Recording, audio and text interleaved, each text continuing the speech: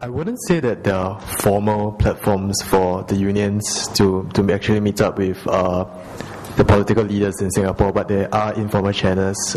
One recent one is the inaugural ministerial dialogue that it's a closed-door ministerial dialogue that the three universities had, the student leaders from the three universities had with Minister Heng Swee Keat. So for that, we brought up three main issues. The first one is, if I remember correctly, was with regard to social mobility and affordability of tertiary education. And the second point was actually on the immense emphasis on academic excellence. And the students feel that they should actually get recognition for community service work, volunteerism, and student activities apart from just academic excellence. And the third point was actually a point on international diversity and integration.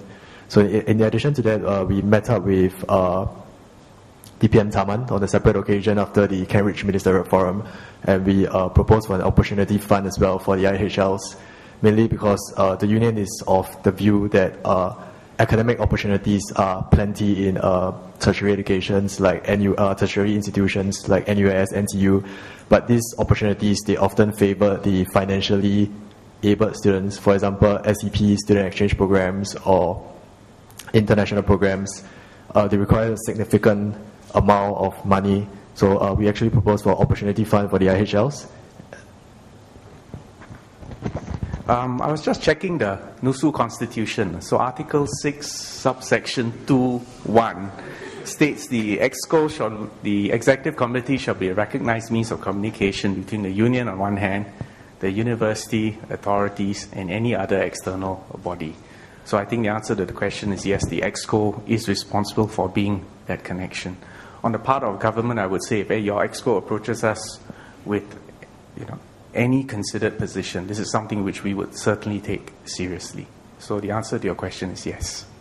There were occasions. If I look back, there were transport issues. I think I don't know whether you still have a shuttle bus service, but at that time, the union had to step in and hire buses or hire a driver to provide a shuttle bus service. I don't know what the current arrangements are.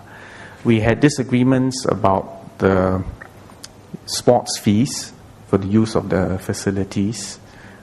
So it is in the nature of things that there will be disagreements.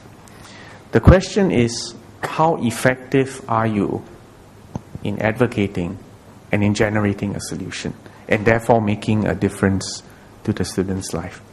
At the end of the day, let me be very blunt with you, you're not going to get everything your way. And a lot of times, you will reach what looks like a roadblock. The creativity there is finding a way around it, or finding a solution to make a difference, especially to those students who are needy and who would be otherwise disadvantaged by the changes in regulations or laws or conditions on campus. So I think the key thing, and I'll speak as someone who's been on both sides of the fence, what we're looking for is sincerity, honesty, and creativity in generating solutions. If, however, all you're trying to do is to score political points and to posture and to work people up, it becomes very clear after a while that this is politicking and not solution generating. So that would be my advice to you. All right? But never be afraid to disagree, especially if it is an honestly held disagreement and you're speaking on behalf of others and not just for yourself, and you're trying in all sincerity to find a solution. Go all out in those circumstances. Perhaps just to explain a bit on the context, the union actually operates, our operating budget comes, a large portion comes from student subscription fees. So every year, students, they actually pay $24 for the union. So $8 will go actually to the constituent club, the various faculty clubs, $8 to NUSU EXCO, and $8 to the non-faculty club. So this forms a significant portion of our operating budget, together with, of course, the monetary support that we get from corporate sponsors and our strategic partners. As far as I remember, union fees, as a student myself, until now, has always been mandatory, right? Looking at it now, I mean, that question, I don't see any reason why we should reverse it and make it optional.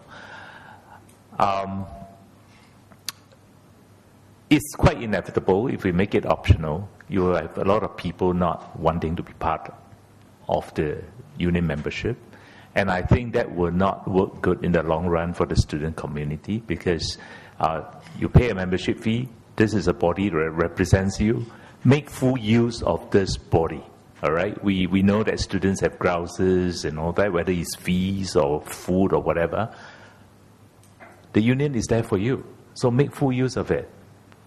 Right. And collectively, you have the power there.